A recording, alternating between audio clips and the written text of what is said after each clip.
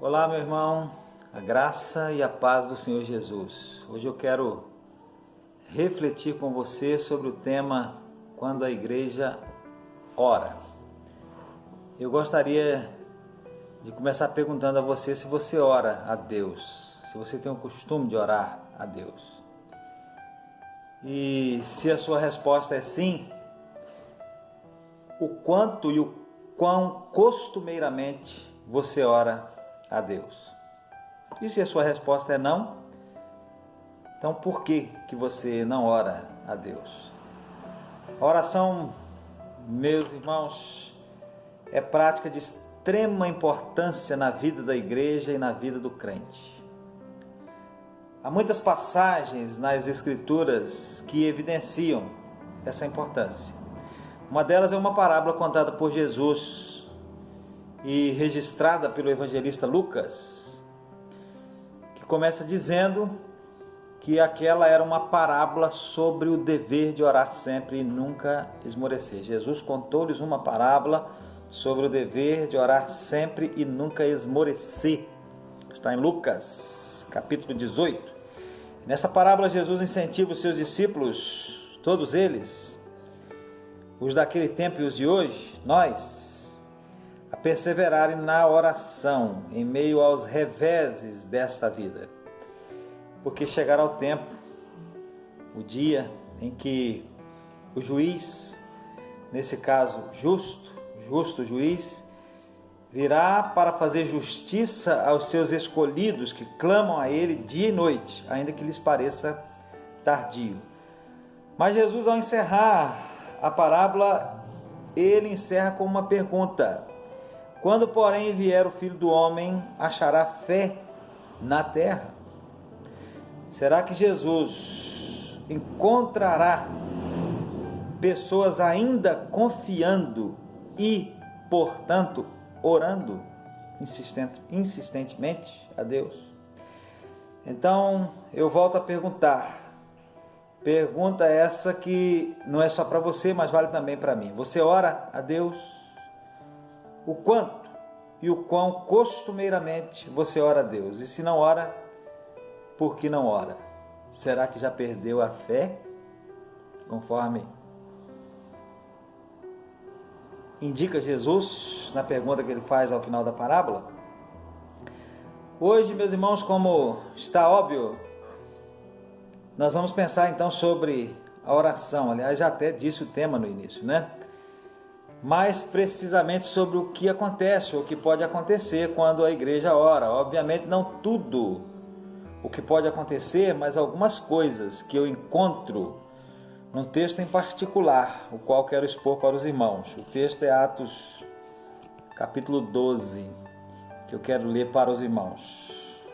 Capítulo 12, a partir do verso 1, diz assim: por aquele mesmo tempo, o rei Herodes estendeu as mãos sobre alguns da igreja para os maltratar, e matou à espada Tiago, irmão de João. E vendo que isto agradara aos judeus, continuou mandando prender também a Pedro, e eram os dias dos asmos. E havendo-o prendido, o encerrou na prisão, entregando-o a 4 quaternos de soldados para que o guardassem, querendo apresentá-lo ao povo depois da Páscoa. Pedro, pois, era guardado na prisão, mas a igreja fazia contínua oração por ele a Deus. E quando Herodes estava para o fazer comparecer nessa mesma noite, estava Pedro dormindo entre 2 soldados, ligado com 2 cadeias, e os guardas diante da porta guardavam a prisão. E eis que sobreveio o anjo do Senhor e resplandeceu uma luz na prisão, e tocando a Pedro no lado, o despertou, dizendo: levanta-te depressa. E caíram-lhe das mãos as cadeias, e disse-lhe o anjo: cinge-te e ata as tuas sandálias. E ele o fez assim. Disse-lhe mais: lança às costas a tua capa e segue-me. E saindo o seguia, e não sabia que era real o que estava sendo feito pelo anjo, mas cuidava que via alguma visão.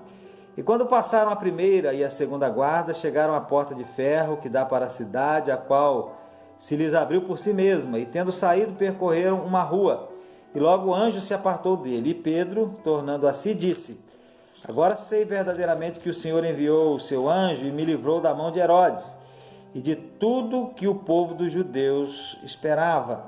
E considerando ele nisso, foi à casa de Maria, mãe de João, que tinha por sobrenome Marcos, onde muitos estavam reunidos e oravam. E batendo Pedro à porta do pátio, uma menina chamada Rode saiu a escutar. E conhecendo a voz de Pedro, de alegria, não abriu a porta, mas correndo para dentro, anunciou que Pedro estava à porta. E disseram-lhe: estás fora de ti. Mas ela afirmava que assim era, e diziam: é o seu anjo. Mas Pedro perseverava em bater, e quando abriram, viram-no e se espantaram. E, acenando-lhes ele com a mão, para que se calassem, contou-lhes como o Senhor o tirara da prisão e disse: anunciai isso a Tiago e aos irmãos. E saindo partiu para outro lugar. E sendo já dia, houve não pouco alvoroço entre os soldados sobre o que seria feito de Pedro. E quando Herodes o procurou e não achou, feita inquirição aos guardas, mandou-os justiçar. E partindo da Judéia para Cesareia, ficou ali. E ele estava irritado com os de Tiro e de Sidom, mas estes, vindo de comum acordo ter com ele, e obtendo a amizade de Blasto, que era o camarista do rei, pediam paz, porquanto o seu país se abastecia do país do rei. E no dia designado, vestindo Herodes as vestes reais, estava assentado no tribunal e lhes dirigiu a palavra. E o povo exclamava: voz de Deus e não de homem. No mesmo instante feriu-o o anjo do Senhor, porque não deu glória a Deus, e comido de bichos expirou. E a palavra de Deus crescia e se multiplicava. O livro de Atos, meus irmãos, foi escrito por Lucas e narra a história do crescimento da igreja primitiva e as atuações dos apóstolos nesse crescimento. Por isso, durante muitos séculos, pareceu óbvio a muitos estudiosos da Bíblia a classificação do livro como simplesmente história da igreja, e seu autor como sendo um historiador. E obviamente o é. Porém, em tempos mais modernos, outros estudiosos começaram a classificá-lo também como teologia, apresentando como razão para isso o fato de que no livro se percebe claramente o propósito de compartilhar as boas novas e convencer ou ensinar os seus leitores, e não simplesmente apresentar um relato simples e imparcial de fatos e acontecimentos. Então o livro pode ser classificado como uma obra literária de história e também teologia. Devemos ler Atos, portanto, não simplesmente para estarmos cientes da história do que aconteceu e como aconteceu, mas também para aprendermos lições que se aplicam a nós hoje. E uma dessas lições é sobre o que acontece ou pode acontecer quando a igreja ou o crente ora.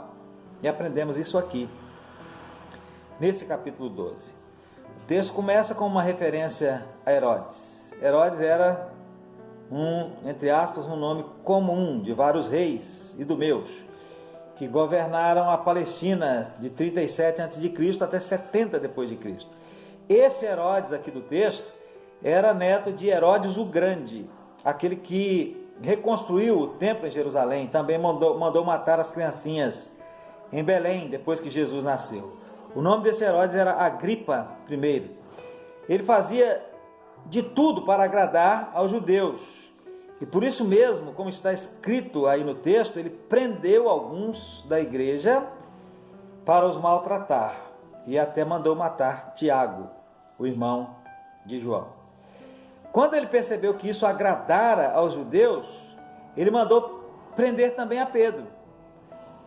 Mas como era o dia dos pães asmos, um feriado religioso, dia não apropriado para execuções, e dia em que os judeus estavam ocupados demais com as suas cerimônias para dar atenção a outras coisas, Herodes então ordenou que Pedro ficasse preso, guardado por 4 escoltas de soldados, cada uma que se 4 escoltas de soldado, cada uma, que se revezavam em turnos, com a intenção de apresentá-lo ao povo e, obviamente, executá-lo depois da Páscoa.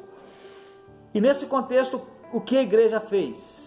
O texto diz que a igreja orou. A igreja fazia constante oração por ele a Deus. Com a lembrança do martírio de Tiago ainda fresca em sua memória, a igreja se pôs a clamar com fervor a Deus pela vida de Pedro. E aí então, meus irmãos, coisas extraordinárias aconteceram. Por quê? Porque coisas extraordinárias acontecem quando a igreja ora. As orações simples, porém fervorosas da igreja, como bem observou alguém, foram mais poderosas do que Herodes, mais poderosas do que o inferno. Quando a igreja ora, quando o crente ora, quando a igreja e o crente têm vida de oração, coisas extraordinárias acontecem. As orações simples, porém fervorosas da igreja e dos crentes são mais poderosas do que qualquer força contrária que possa se levantar contra a igreja e o crente. E há muitas forças contrárias se levantando hoje contra a igreja. E nós temos demonstrado grande preocupação quanto a isso. Mas o quanto nós temos orado em relação a isso? Preocupados às vezes nós estamos, mas o quanto nós temos orado em relação a isso? Feita essa introdução, meus irmãos, observemos pelo texto o que acontece ou o que pode acontecer quando a igreja ou o crente ora. E eu vejo pelo menos 7 acontecimentos no texto. Vamos ao primeiro. Quando a igreja ora, anjos podem ser movidos para atender aos servos de Deus. Não foi isso que aconteceu? No verso 7 diz que sobreveio o anjo do Senhor e resplandeceu uma luz na prisão, e ele tocou Pedro no lado, despertou a Pedro, dizendo: levanta-te depressa. E caíram-lhe então das mãos as cadeias. Então um anjo do Senhor, literalmente, foi movido para libertar Pedro e o libertou. Quem mais poderia fazer isso com tanta facilidade? Às vezes, meus irmãos, Deus move ou envia anjos para cumprir alguma tarefa, e às vezes essa tarefa nos envolve, como envolveu Pedro naquela ocasião. E esses anjos podem ser anjos de verdade. No texto, um anjo de verdade foi até a prisão para libertar Pedro. Hebreus 1,14 diz acerca dos anjos que eles são espíritos que servem a Deus, os quais ele envia para ajudar os que vão receber a salvação. William MacDonald, em um comentário sobre esse trecho de Hebreus, considerando a possibilidade de que alguns fiquem surpresos quanto ao fato de que Deus pode enviar anjos para servirem, ajudarem, guardarem os seus servos, ele faz uma interessante observação em forma de pergunta: por que tal verdade deveria nos surpreender? É certo que há espíritos malignos que fazem guerra incessante contra os eleitos de Deus. É de admirar que haja anjos santos ajudando as pessoas chamadas para a salvação? Não, não é de admirar. Deus pode enviar anjos de verdade para nos ajudar. E existem vários outros relatos bíblicos, meus irmãos, além desse de anjos vindo em auxílio dos servos de Deus. Você pode olhar, por exemplo, Gênesis capítulo 18, 19, depois de anunciar a Abraão a destruição de Sodoma e Gomorra, anjos vão até Sodoma e tiram Ló de lá.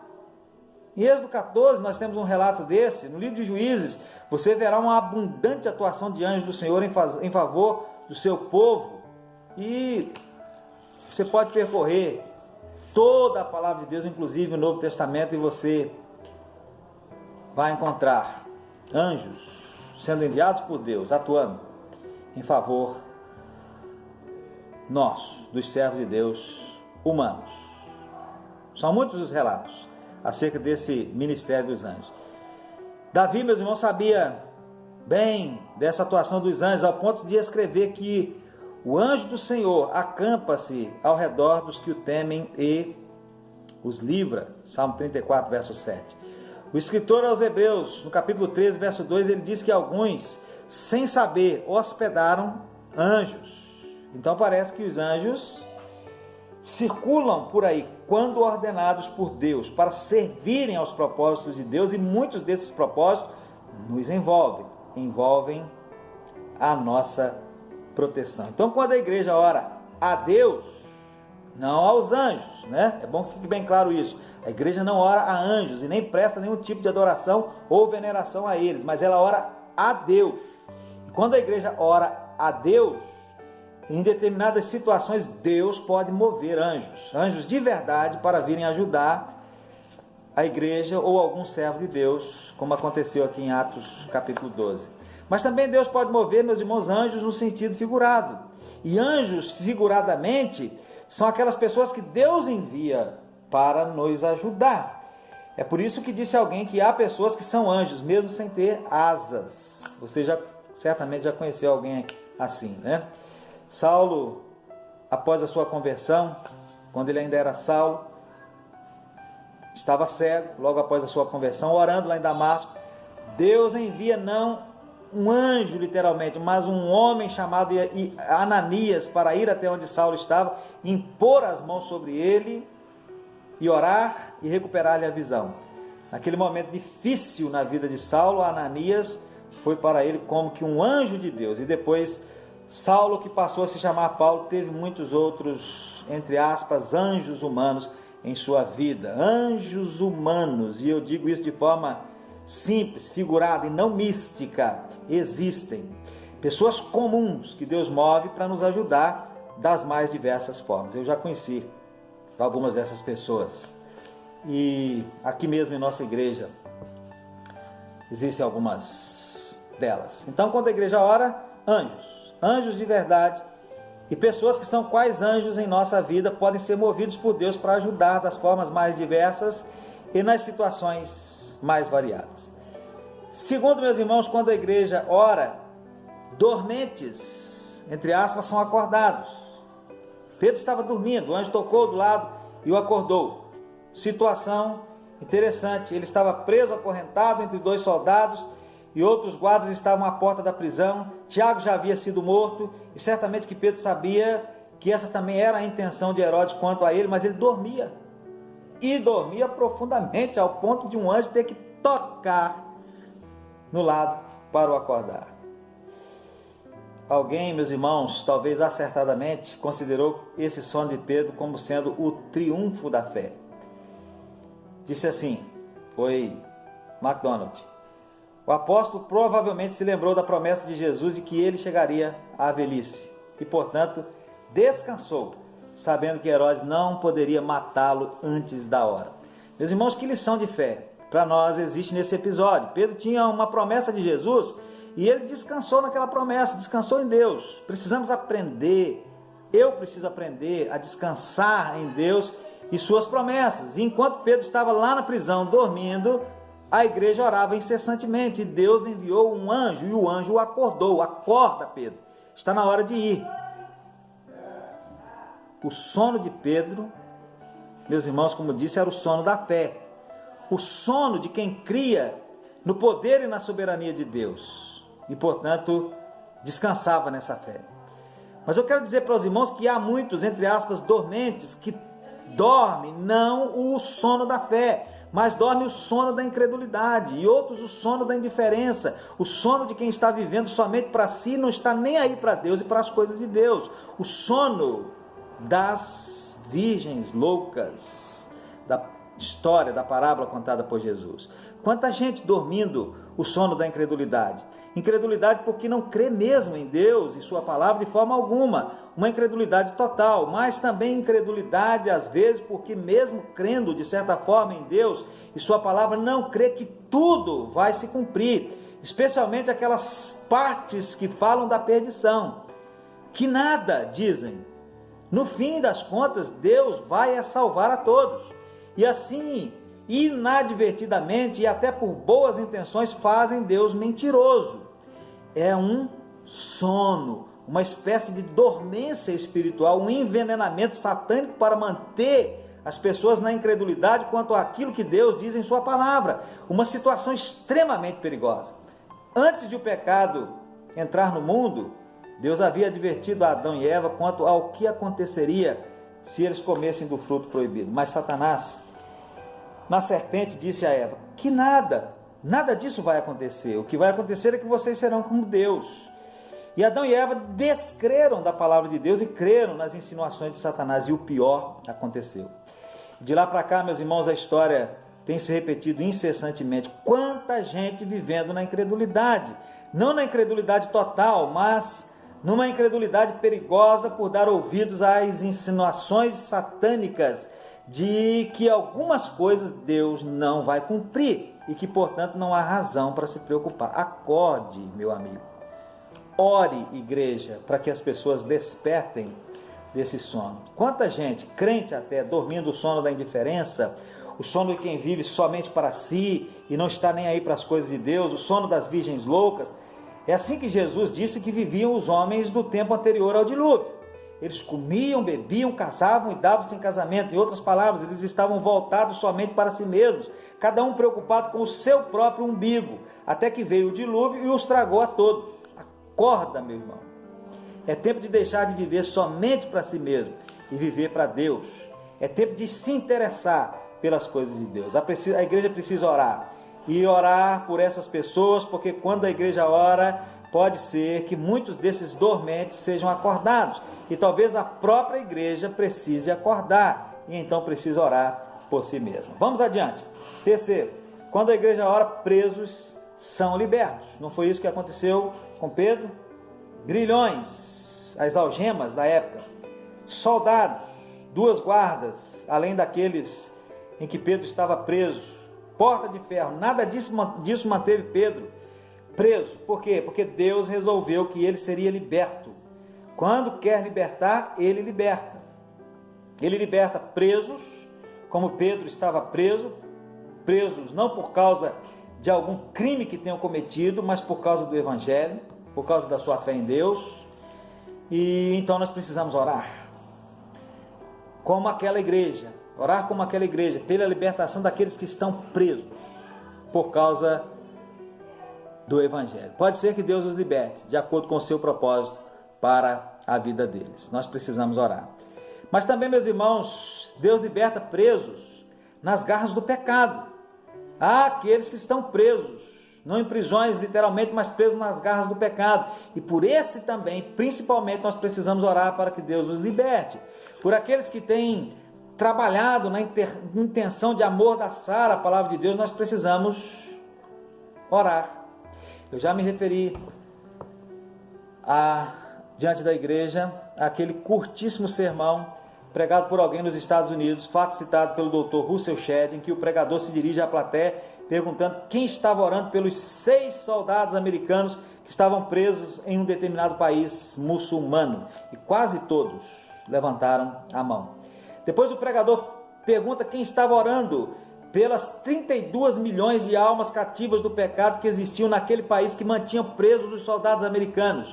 Poucos permaneceram com a mão levantada, ao que o pregador lhes disse: vejo que vocês são mais americanos do que cristãos.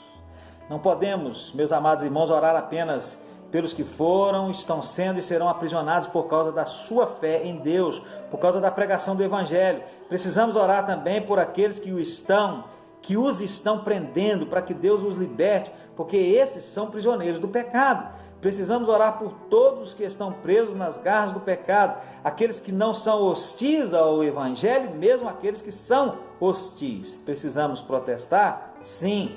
E precisamos lutar contra essas leis que vêm surgindo por aí? Sim. Mas precisamos muito mais orar, orar, orar e orar, porque essas pessoas são prisioneiras do pecado. Quando nós oramos, quando a igreja ora, Deus pode libertar os presos, tanto os presos por causa da justiça, quanto os presos no pecado ou por causa do pecado. Quarto lugar, meus irmãos, quando a igreja ora, ela se alegra porque vê o agir de Deus. A igreja viu o agir de Deus. Conhecendo a voz de Pedro, diz o verso 14, de alegria, a menina não abriu a porta, mas correndo para dentro anunciou que Pedro estava à porta. Rode, que significa rosa, ficou tão alegre ao ouvir a voz de Pedro, que ela esqueceu de abrir o portão. Correu para dentro, a fim de dar as boas notícias aos que estavam orando. Deus atendeu às nossas orações. Pedro está aí na porta. Agora tem uma coisa interessante aí no texto, nos versos 15 e 16. Eles não acreditaram na menina e disseram que ela estava fora de si. E depois, quando o viram, ficaram espantados. Será que eles estavam orando, mas não criam que Deus poderia libertar Pedro?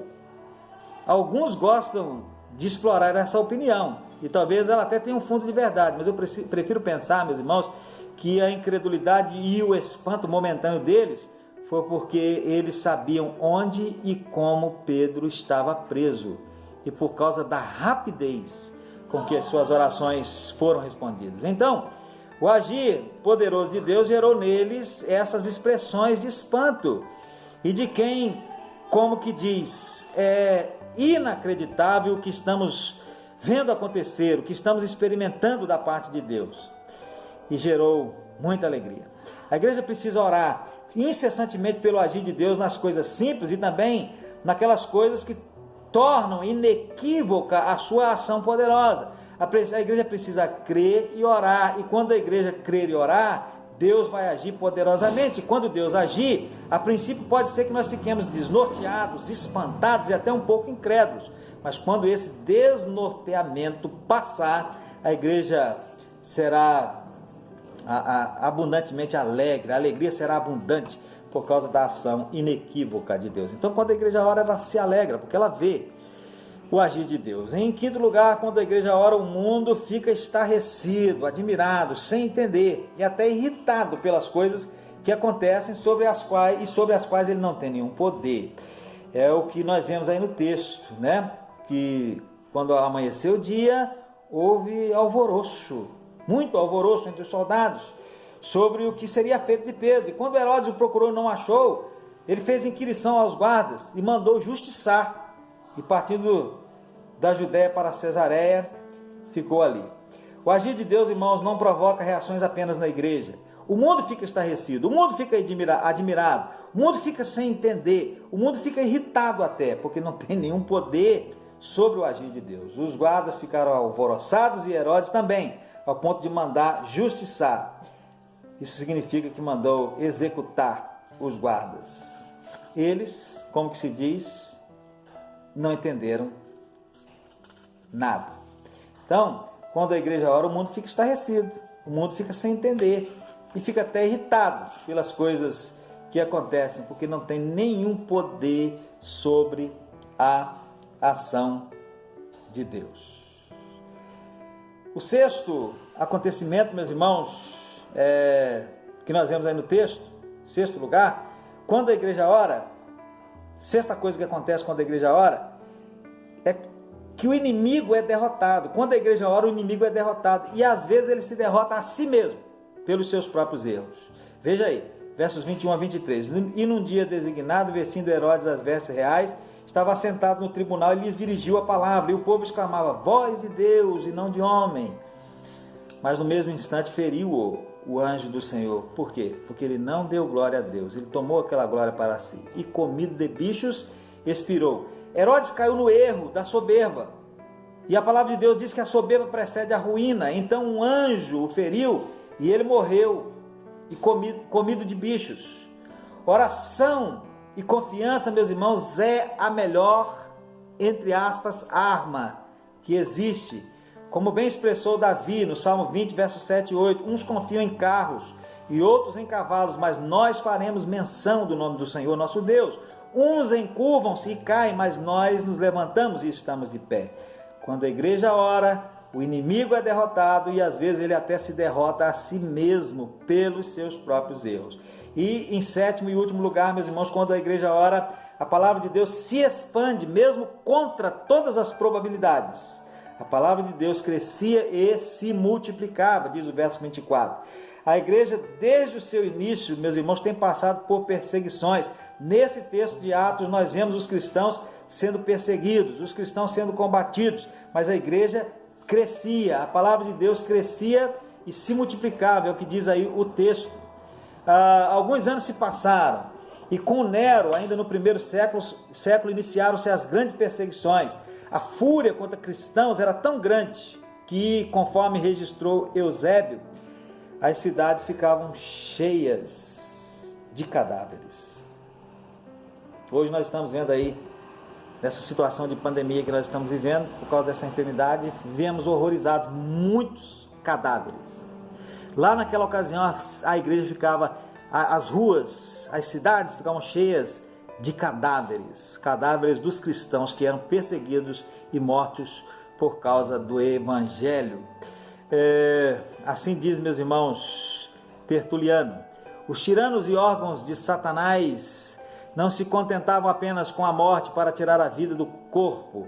Os tipos de morte eram tão diversificados quanto terríveis. Tudo que a crueldade da invenção do homem pudesse conceber para castigar o corpo humano era posto em prática contra os cristãos. Açoites e flagelos, estiramentos, dilacerações, apedrejamentos, lâminas de ferro em brasa aplicadas aos seus corpos, profundas masmorras, rodas de tortura, estrangulamentos nas prisões, os dentes de animais selvagens, grelhas, patíbulos e forcas, os arremessos sobre os chifres de touros. Além disso, quando eram mortos por esses meios, os seus corpos eram amontoados e junto a eles deixavam cães para guardá-los, a fim de que ninguém pudesse vir e dar-lhes sepultura, e súplica nenhuma conseguia que eles fossem entregues para serem suplicados. Aí eu pergunto aos irmãos: qual a probabilidade de a igreja crescer num ambiente assim? Talvez a resposta que alguns estejam dando seja nenhuma probabilidade. No entanto, meus irmãos, continua Tertuliano, apesar de todas essas contínuas perseguições e castigos horríveis, a igreja crescia a cada dia, profundamente enraizada na doutrina dos apóstolos e dos homens apostólicos e abundantemente regada pelo sangue dos santos martirizados. A igreja era perseguida e os cristãos eram mortos, mas os anos se passavam e a igreja, ao invés de diminuir, crescia. Tertuliano chegou a dizer que o sangue dos mártires é a semente dos cristãos. E hoje, meus irmãos, não é diferente. Em muitos lugares do mundo, a igreja é extremamente perseguida e cristãos ainda são mortos das formas mais variadas, mas ninguém consegue destruí-la. Ela cresce contra todas as probabilidades. Por quê? Porque Deus age. A igreja ora, Deus age e ela se expande. Concluindo, meus irmãos, resumindo, conclui-se diante de tudo isso que nós precisamos ser uma igreja de oração. Muito mais de oração do que de qualquer outra coisa. Uma igreja de muito trabalho, mas muito mais de oração. Uma igreja que não se omite de enxergar e apontar os erros cometidos pela sociedade em geral, incluindo os erros das autoridades constituídas, e que não se omite também de protestar contra esses erros, mas muito mais uma igreja de oração. Preocupamos-nos e protestamos quanto às coisas que vêm acontecendo, quanto à institucionalização da iniquidade, quanto às ideologias contrárias à palavra de Deus e que até nos oferecerão alguns riscos, caso sejam estabelecidas. Mas o quanto nós oramos, quanto temos orado, o quanto buscamos a Deus em socorro contra estas coisas. Precisamos ser uma igreja que prega o evangelho de forma abundante, mas que não o faz sem oração, muita oração. Precisamos ser uma igreja cujos componentes oram quando estão sozinhos, mas que também se reúnem para orar, como a igreja em Atos 12. Precisamos orar, orar e orar. E em isso fazendo, meus irmãos, até anjos Deus poderá mover para nos ajudar. Dormentes serão acordados, presos poderão ser libertos. Nos alegraremos, porque veremos o agir de Deus. O mundo ficará estarrecido, admirado, sem entender e até irritado pelas coisas que acontecerão, sobre as quais ele não tem nenhum poder. O inimigo será derrotado e a palavra de Deus vai se expandir, mesmo contra todas as probabilidades. Então, meus amados irmãos, oremos. Sejamos uma igreja de oração. Sejamos pessoas de oração, muito mais de oração do que de qualquer outra coisa. Porque, como bem disse alguém, quando nós trabalhamos, quando nós agimos, quando nós fazemos, então somos nós que estamos trabalhando. Mas quando nós oramos, aí então é Deus quem está trabalhando. Que Deus nos abençoe, que o Espírito de Deus aplique essa palavra ao nosso coração. Amém.